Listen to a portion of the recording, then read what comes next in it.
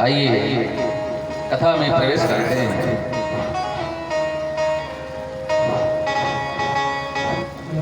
बड़ा ही पावन अवसर आपके बीच में चल रहा है। कल की कड़ी में आप लोगों ने भगवान की पावन कथा श्रवण किया।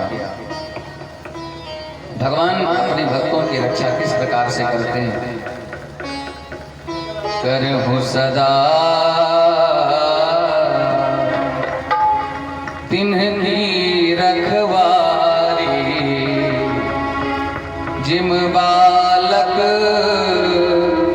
राखिए महतारी। जिस प्रकार एक माँ अपने बच्चे को पालती है, उनकी सेवा करती है, ऐसे भगवान कहते हैं अपनों भक्त के ऊपर मैं कृपा करता हूं। ऐसे ही परम भक्त हैं पांडव और द्रौपदी। द्रौपदी ये भी अजन्मा है और भगवान कृष्ण भी अजन्मा है। ये दोनों अजन्मा ही तो है, लेकिन इनका जो नाता है भाई और बहन का, एक नाता तो ये है कि ये दोनों अजन्मा हैं, वो भी स्वेच्छा से प्रकट हुए और भगवती द्रौपदी भी यज्ञ कुंड से प्रकट होती है। लेकिन एक नाता इनका और है, ये इनको बहन क्यों कहते हैं, जबकि भगवान कृष्ण के बुआ जी के बहू लगती हैं। कुंती मैया भगवान कृष्ण की बुआ है, तो बुआ की जो बहू होती है वो बहन कैसे हो गई। इसका कारण यह है कि भगवान कृष्ण की एक बहन है जिनका नाम सुभद्रा है। सुभद्रा का विवाह अर्जुन के साथ में हुआ। इस नाते अर्जुन की जो पत्नी है सुभद्रा भगवान कृष्ण की बहन, वो भी बहन हुई, तो इसी नाते द्रौपदी की बहन है। परम भक्त हैं द्रौपदी, और द्रौपदी हर समय कृष्ण के ही सहारे जीवन अपना चला रही है। जिस समय द्रौपदी के पास एक सूर्य भगवान की दी हुई एक बटलोई थी, उसको बोलते हैं अक्षय पात्र। उसमें एक विशेषता थी कि जब द्रौपदी उसमें भोजन परोसती थी, बनाती थी और परोसती थी, तो कभी भोजन कम नहीं होता था। भैया ये क्या कर दिया, इसमें सही करो इसको। आवाज देखा करो कहाँ जा रहा है। द्रौपदी जब भोजन परोसती तो उस पात्र से कभी भोजन कम नहीं होता। ऐसा अक्षय पात्र सूर्य भगवान ने द्रौपदी को दिया था। और बढ़िया उस पात्र को जब भोजन बनाती, सभी पांडवों को परोस देती, उसके बाद भोजन कर लेती, तो उसमें से भोजन समाप्त हो जाता है। तब तक चाहे करोड़ों लोग आए, हजारों लोग आए भोजन करें, लेकिन भोजन कम नहीं होता। ऐसा पात्र द्रौपदी को मिला। ये बात दुर्योधन को पता लगी, तो दुर्योधन तो हर समय कपट करता था, हर समय छल करता था, हर समय कपट करता है, हर समय छल करता है। उसको पता लगा कि द्रौपदी के पास अक्षय पात्र है, और जब देखा कि पांडवों ने भोजन कर लिया है, द्रौपदी ने भी भोजन कर लिया, तो दुर्योधन ने जाकर के दुर्वासा ऋषि जी से कहा कि महाराज आप 60,000 शिष्यों के साथ द्रौपदी के यहाँ पधारो, भोजन के लिए निमंत्रण दे रहा हूं। दूसरे घर का निमंत्रण दूसरा दे आए, और दुर्वासा ऋषि जी पहुंच गए अपनी शिष्य मंडली को लेकर, वो भी 60,000 शिष्य। दुर्वासा जी ने कहा द्रौपदी को, द्रौपदी भोजन की तैयारी करो, स्नान आदि से निवृत्त होकर मैं आ रहा हूं भोजन करने के लिए। द्रौपदी घबराई। द्रौपदी ने कहा कि 1000 क्या करोड़ों आते भोजन करा देती, लेकिन मैंने उस पात्र से भोजन कर लिया, उसमें तो सब समाप्त हो गया है, अब क्या करूं। चिंतित होने लगी। अगर नहीं खिला पाई तो अपराध लगेगा, अतिथि सत्कार धर्म नष्ट हो जाएगा मेरा। द्रौपदी ने भगवान कृष्ण को याद किया। हे कृष्ण आप कहाँ हो? कृष्ण को पुकारा, भगवान कृष्ण आ गए। कृष्ण से द्रौपदी ने कहा भैया आप आ गए। हे मधुसूदन कृष्ण, अब आप ही मेरी रक्षा कर सकते हो। भगवान कृष्ण ने कहा क्या बात है बहन? द्रौपदी ने कहा कि हमारे द्वार पर अभी शिष्य मंडली के साथ दुर्वासा ऋषि जी आ रहे हैं, भोजन कराना है, कैसो मैं कैसे करा पाऊंगी, मेरे घर में भी व्यवस्था नहीं है भोजन की। भगवान ने कहा वो पात्र कहाँ है? एक बार मेरे सामने वो पात्र लाकर दो मुझे। द्रौपदी उस अक्षय पात्र को ला करके भगवान को देती है। भगवान ने जैसे उस पात्र को देखा, उसमें छोटा सा कण साग का लगा हुआ था। उस साग कण को भगवान ने उठाया और एक पत्तल में रख करके उसका भगवान ने त्रिलोकी का भोग लगा दिया। त्रिलोकी का भोग लगा दिया भगवान ने, और जैसे भगवान ने भोग लगाया पूरा विश्व का पेट भर गया। भगवान का एक नाम विश्वंभर भी है, तब से भगवान का नाम पड़ गया विश्वंभर भगवान।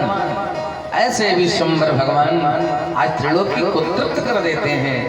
जो वहां स्नान कर रहे थे ऋषि मुनि, सबका पेट नगाड़े जैसा हो गया।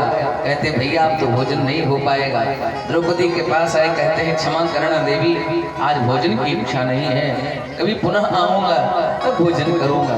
ऐसे भगवान ने द्रौपदी की लाज रक्षा किया, हर तरह से रक्षा किया। युद्ध जिता दिया भगवान ने, पांडवों की विजय हुई। लेकिन जो भीम ने प्रतिज्ञा किया था द्रौपदी के वस्त्रहरण के समय में, कहा था दुर्योधन तुमने द्रौपदी का अपमान किया है, मैं प्रतिज्ञा करता हूं कि मैं अपनी गदा से तुम्हारी भुजाओं को, तुम्हारी जंघा को तोड़ दूंगा।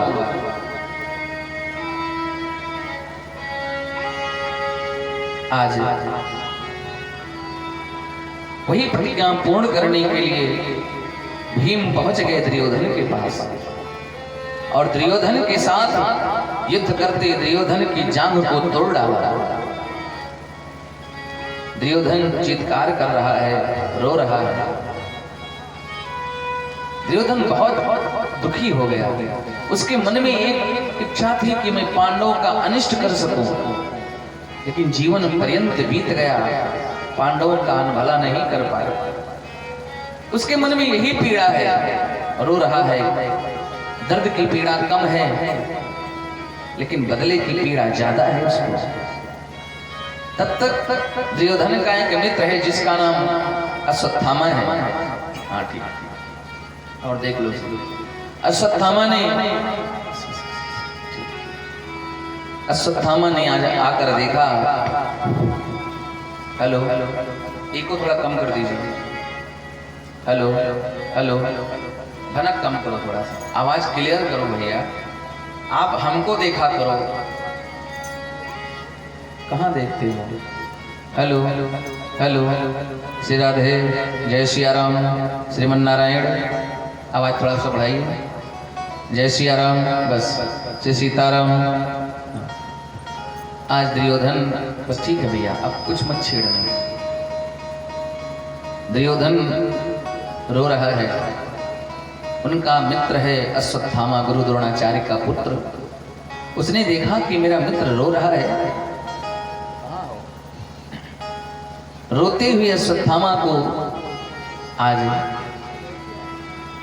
अश्वत्थामा ने मित्र दुर्योधन को रोते हुए देखा तो कहा मित्र तुम्हारे लिए मैं क्या कर सकता हूं। दुर्योधन अपनी वो पीड़ा भूल गया, कहता है मैं पांडवों का अनिष्ट चाहता हूं, मैंने जीवन पर्यंत उनको दुख देना चाहा, लेकिन मेरा कोई बस नहीं चला। अगर मेरे लिए कुछ कर सकते हो तो पांडवों में से किसी एक का सर काट कर मेरे सामने ले आओ, इतना कर दो मेरे लिए। दुर्योधन मित्र है। अश्वत्थामा ने सोचा मित्र की बात मुझे माननी चाहिए और मित्र की अंतिम इच्छा तो पूर्ण होनी चाहिए। अश्वत्थामा ने कहा किसी प्रकार से भी अगर मुझे लाना पड़ा तो मैं पांडवों के सर को काट कर लाऊंगा, और तुम एक की बात करते हो, मैं पांचों का सर काट लाऊंगा। आज ही रात्रि में लाकर तुझे मैं भेंट कर दूंगा। मित्र दुर्योधन प्रसन्न हो गया। भगवान तो सब कुछ जानने वाले हैं। भगवान ने आज द्रौपदी और पांडवों को साथ लेकर के टहलने निकल गए। जहां पर पांडव सोते थे वहां द्रौपदी के 5 पुत्र आकर सो गए। अश्वत्थामा पहुंचता है, समझता है कि शायद पांडव सो रहे हैं, क्योंकि पिता की तरह ही पांडु पुत्र जो थे, पांडव पुत्र वो भी बिल्कुल उन्हीं के जैसे थे। बालक जब युवावस्था में होता है तो पिता जैसे ही लगने लगता है। उसकी जो छटा है, उसकी छवि है, उसका जो डील डॉल है, वो सब उसी में समाहित हो जाता है। समझ लिया कि शायद ये पांडव सो रहे हैं। चुपके से अस्त्र को उठाया और अश्वत्थामा ने सर को काट दिया। पांडवों के पुत्रों का, द्रौपदी के पुत्रों का सर काट करके अश्वत्थामा एक थैले में मुंड को भर के ले गया दुर्योधन के पास। दुर्योधन से कहा, दुर्योधन तुम्हारी अंतिम इच्छा में पूर्ण कर दिया। देखो 5 पांडवों के सर को मैं ले आया। दुर्योधन जानता है कि ये कोई आसान बात नहीं है, लेकिन फिर भी प्रसन्न हो गया कि वाह मित्र, मेरी इच्छा तुमने पूर्ण कर दी। अब मैं सहजता से मर सकूंगा, लेकिन विश्वास नहीं हो रहा है। सर को खोलकर जब देखा तो दुर्योधन जोर जोर से चीत्कार करके चिल्लाने लगा, अरे मित्र, तुमने ये क्या कर डाला? तुमने तो बहुत बड़ा अपराध कर दिया। तुमने तो मेरे कुल को मिटा दिया। मेरे मरने के बाद मुझे जल देने वाला भी तुमने नष्ट कर दिया। अरे मुझे इनसे शत्रुता नहीं थी, मुझे तो पांडवों से शत्रुता थी। तुमने क्या कर दिया? प्रायश्चित करता हुआ दुर्योधन उसी वियोग में चिल्ला चिल्ला कर अपना प्राण त्याग देता है। और दुर्योधन जब मर गया, अश्वत्थामा बड़ा चिंतित हुआ। अश्वत्थामा ने कहा, मेरे द्वारा एक अपराध हो गया। 5 पुत्रों का मैंने सर काट दिया। वैसे चिंतित अश्वत्थामा भी था, लेकिन जब द्रौपदी अपनी शिविर में पहुंचती है और वहां पहुंच करके द्रौपदी ने देखा कि 5 पुत्रों के धड़ पड़े हुए हैं, बिना सर के पूरे आंगन में रक्त ही रक्त बिखरा हुआ है। द्रौपदी चीत्कार करके विलाप करने लगी, हे विधना तोर का बिगाड़ा, जो यस यस में दुख डारा, बिन पति कर। अरे 5 पति हैं मेरे, फिर भी मेरे पति के कारण मेरे 5 पुत्र मारे गए। बिन पुत्रन कर जीऊं मैं कैसे, सर्वसु है धन कुछ नहीं जैसे। सब कुछ हो लेकिन अपना पुत्र ना हो तो संसार में कुछ नहीं दिखाई पड़ता। द्रौपदी चीत्कार करके विलाप करती है, माता शिशूना निधनम सुताना।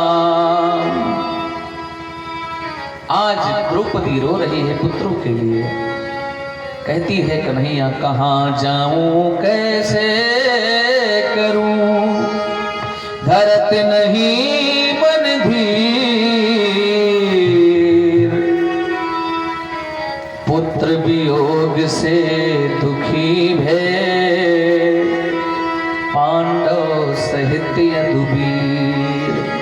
आज सब दुखी होकर के रोने लगे। आप बताइए, 5 बेटे का जिसके वध हो जाए उस मां पर क्या बीतती है। आज द्रौपदी रो रही है। उसी समय दुर्योधन का अंतिम क्षण जब सुना कि दुर्योधन भी नहीं रहा, तो किसने ऐसा काम किया है? अर्जुन ने सोचा। अर्जुन ने प्रतिज्ञा किया, जिसने भी मेरे पुत्रों का वध किया है, जब तक उसका वध नहीं करूंगा तब तक मैं तुम्हारे पुत्रों का अंत्येष्टि कर्म नहीं करूंगा। आज प्रतिज्ञा करके अर्जुन वहां से गांडीव धनुष उठाए और भगवान कृष्ण स्वयं रथ को लेकर चल पड़े। लेके जा रहे हैं रथ को। अश्वत्थामा ने देखा कि शायद कृष्ण मेरे पीछे रथ को दौड़ाए आ रहे हैं। अश्वत्थामा तो पहले से ही श्रीहीन हो चुका था, उसका तेज वैसे ही विलुप्त हो चुका था। और देखा कृष्ण पीछे से रथ को दौड़ाते आ रहे हैं और दुखी हो गया। जब देखा कि शायद मैं बचूंगा नहीं तो अश्वत्थामा ने ब्रह्मास्त्र चला दिया कृष्ण अर्जुन पर। और जैसे अर्जुन पर ब्रह्मास्त्र चलाया, अर्जुन चिल्लाने लगे, कृष्ण कृष्ण महायोगिन देव देव जगतपते। ये भयंकर इस दुख से मुझे उबारो कृष्ण। अर्जुन की दशा देखकर भगवान कृष्ण ने कहा अर्जुन, अश्वत्थामा को ब्रह्मास्त्र लौटाना नहीं आता है। एक काम करो, तुम ही अपने ब्रह्मास्त्र को छोड़ करके इस ब्रह्मास्त्र को शांत करो। अर्जुन ने वैसा ही किया। भगवान कृष्ण ने अश्वत्थामा को अपने पीताम्बर में बांध लिया और रथ के पीछे घसीटते हुए शिविर की तरफ ले चले। जब शिविर के पास पहुंचे तो द्रौपदी ने जैसे देखा कि कृष्ण और अर्जुन ये मेरे गुरु पुत्र द्रोणाचार्य के पुत्र अश्वत्थामा को घसीटते हुए लेकर आ रहे हैं, द्रौपदी ने चिल्लाकर कहा, महाराज ये क्या कर रहे हो? अरे अर्जुन तुम क्या कर रहे हो? ये गुरु पुत्र है, ये ब्राह्मण कुमार है, इसकी ये दुर्दशा मत करो। अर्जुन ने कहा, देवी तुम नहीं जानती हो, ये आतताई है, इसी ने मेरे पुत्रों का वध किया है। द्रौपदी धन्य है, क्षमा की मूर्ति। ऐसी माता कौन होगी जिसके अबोध बच्चों का वध कर दिया गया हो? वह द्रौपदी कहती है, इसको मत मारो। मुंचिता मुंचिता ब्राह्मणम इधरम गता। मुच्यताम मुच्यताम, छोड़ दो इसको। अरे गुरु द्रोणाचार्य का पुत्र है, हे अर्जुन, जिसके प्रताप से तुम अजय बने हो, त्रिलोकी में तुम धनुर्धर कहलाए हो, उन्हीं द्रोणाचार्य का पुत्र गुरु के रूप में तुम्हारे सामने साक्षात खड़ा है। ये गुरु का पुत्र है, ब्राह्मण कुमार है, इसको मत मारो। कहा मेरी प्रतिज्ञा का क्या होगा? और इसने वध किया है, शास्त्र कहता है आतताई को छोड़ना नहीं चाहिए। ये बात जैसे सुना, द्रौपदी की बात पांडवों को भी अच्छी लगी।